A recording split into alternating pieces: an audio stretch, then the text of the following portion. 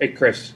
Just want to ask you, you've been kind of at the forefront of a lot of the statements that have been made by players, even on social media. You've been very, very vocal. What's that been like for you? What's the message to people? I know you've probably heard people who've come back at you. What's your message for people who have an issue with athletes speaking up like you do?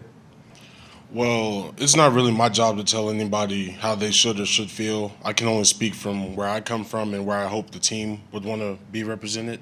So when I speak out, I just do it as far as being a leader.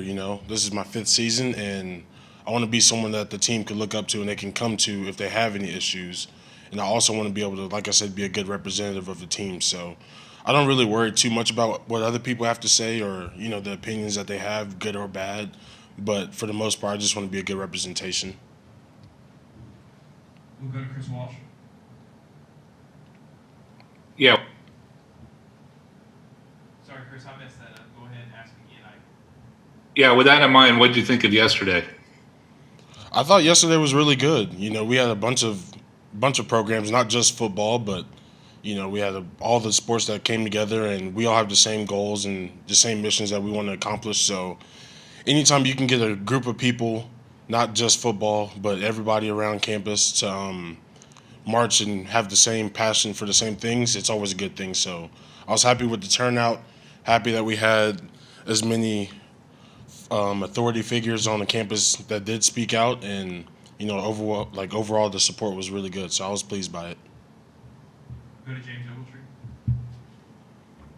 Hey, Chris, we hear all the time how difficult it is to play center and everything that you have to have in your mind going on right before the snap. Can you just take us inside the mind of a center and just kind of help us understand what it takes to play that position at a high level? Well, it's a tough job, just like any other job in football. We got to make the calls. First things first, the job description of a center is to snap the ball. So we can't do anything if we don't have the ball. Coach Sarkisian always says we can't score if we don't have it, so that's the number one priority. But just as far as making the calls, making sure you have everyone else on the same page, along with getting yourself on the same page with everyone else, and then having to execute blocks and play at a high level, it's a difficult job, but the coaches expect a lot of whoever is playing the center, so it's a job that has to get done, and we can't make excuses for not getting it done. So it's a lot of responsibility, but it's one that I welcome. We'll go to Charlie Barr. Hey, Chris. Coach Saban said that if you guys can develop depth and stay healthy up front, you can have a pretty good offensive line. I was just wondering how you've seen your group kind of come together through the first 2 weeks of camp. I think overall the first 2 weeks have been pretty good. Like you said, we're building depth, and depth is never a bad thing to have on the team. You want to have as many possible starters as you can on the team, because you never know, especially in a year like this, if someone were to go down or get sick, we need as many bodies as we can. So he's right. We do need to continue to build depth, and I do believe over these past couple of weeks we've come together and we've got more guys playing more positions than I've ever seen here. So as long as we can continue to do that, then I think we'll be just fine as a group up front. Okay, we'll go to Tony Sakalas next. Tony, go ahead.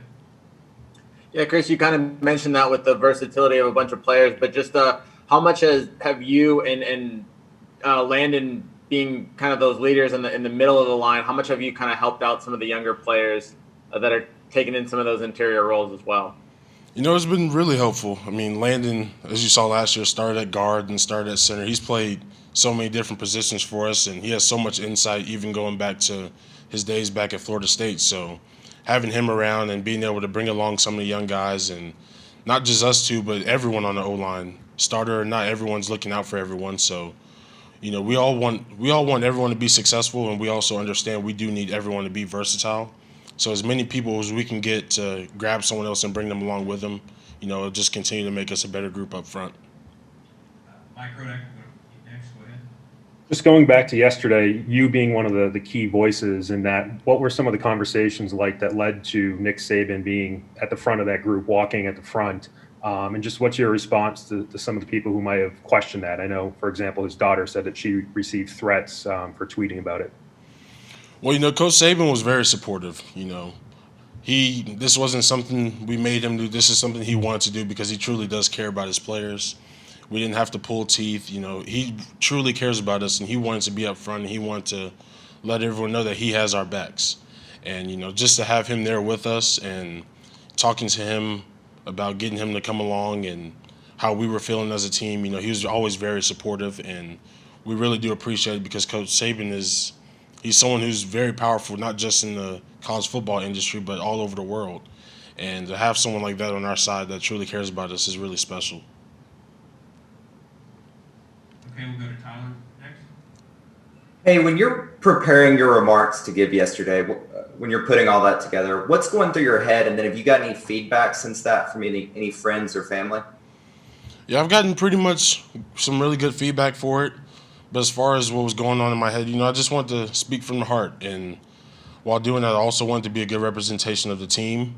I wanted to have words that weren't just mine, but could reflect for everyone, and that could, not only just show how we're feeling in times like this, but also push a positive message to help create change. You don't want to just go up there and say anything. You want to actually have impactful words. And I was hoping my words were impactful, and from what people have told me, they've been pretty good.